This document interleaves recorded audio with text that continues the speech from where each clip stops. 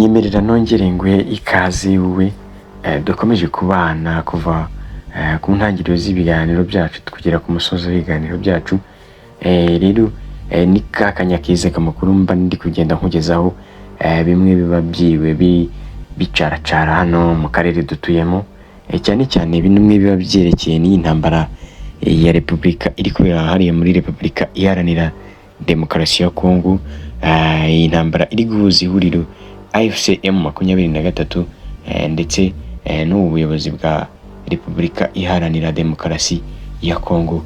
Rero twihuse cyane n'amakuru yiriwe acaracara hano mu karere dutuyemo, nuko ihuriro AFC M23 ryakiriye intumwa y'umukuru wa Loni kuri uyu wa 18 Werurwe umwaka w'2025.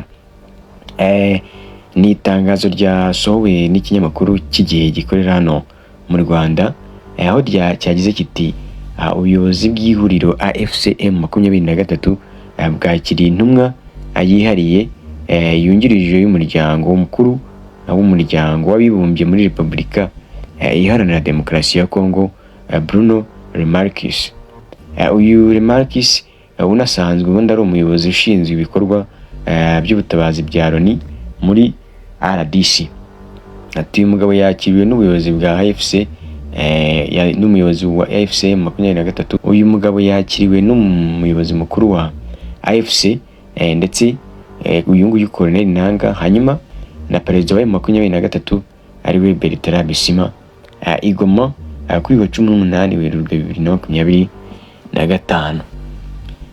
Byatangajwe nuko ingingo zikubiye mu biganiro bya Remarquis n'abayobozi b'ihuriro AFC M23 zamenyekanye, gusa igishoboka ni uburyo ibikorwa by'ubutabazi byakomeza mu bice bigenzurwa n'abarwanyi ba M23 cyane cyane mu mujyi wa Goma na Bukavu.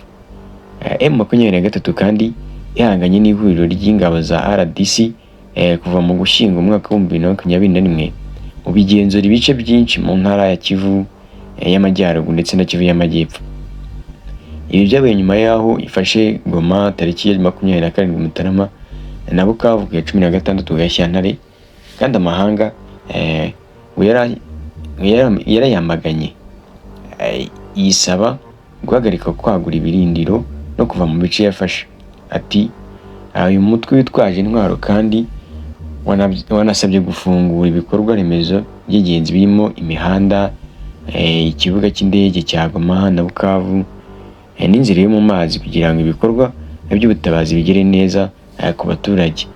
M23 yemeye gufungura imihanda n'inzira yo mu mazi, igaragaza ko gufungura ikibuga cy'indege cya Goma byo bitashoboka bitewe n'uko umunara uyoborerwamo indege ndetse n'inzira y'indege byangijwe n'ihuriro ry'ingabo za RDC ku kibuga cy'indege cya Bukavu ndetse na Kavumu.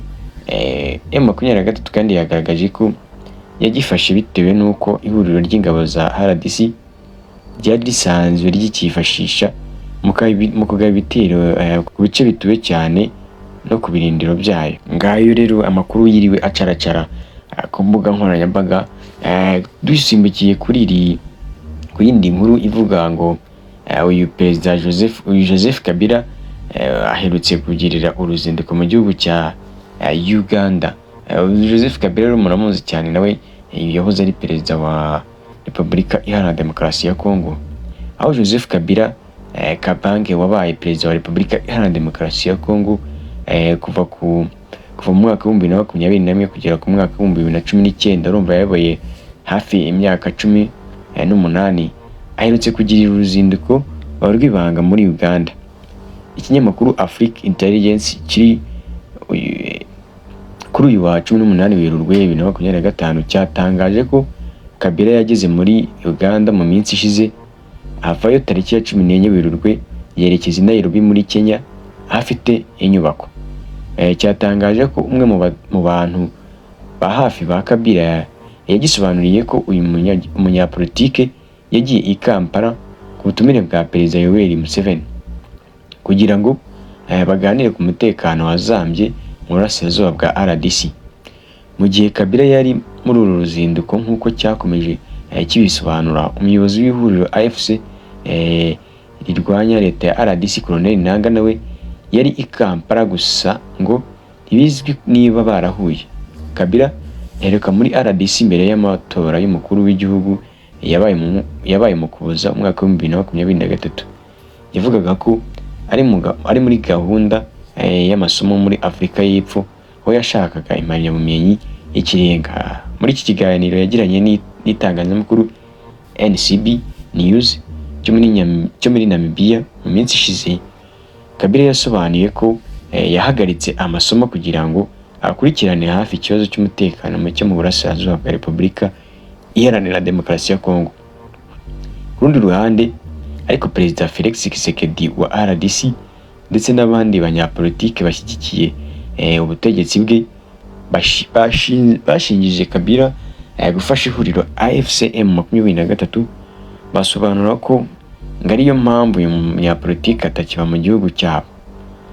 Ntacyo Kabila yavuze kuri iki kirego, gusa ishyaka rye PPRD ryaracyamaganye rigaragaza ko uyu munyapolitike adashobora gukorana n'umutwe witwaje intwaro ihuriro FCC abereye umuyobozi w'icyubahiro, naryo ryamaganye icyo gitekerezo. Rero nyemerera gushimira iwe dukomeza kubana mu biganiro biba bigiye bitandukanye bivuga ku nkuru zigiye zitandukanye hano mu karere dutuyemo. Ubundi ndabashimira ku rukundo mukomeza kutwereka. So ikiganiro kiba ari akagaruka, mu kanya duhurire mu bindi biganiro biri bigenda bikurikira. Inkuru zo ziri kugenda zicikana ari zinzi. Kanda subscribe hasi, like, share na comment kugira ngo dukomeze kubana mu bindi biganiro biri bugende bikurikira. Ciao ciao.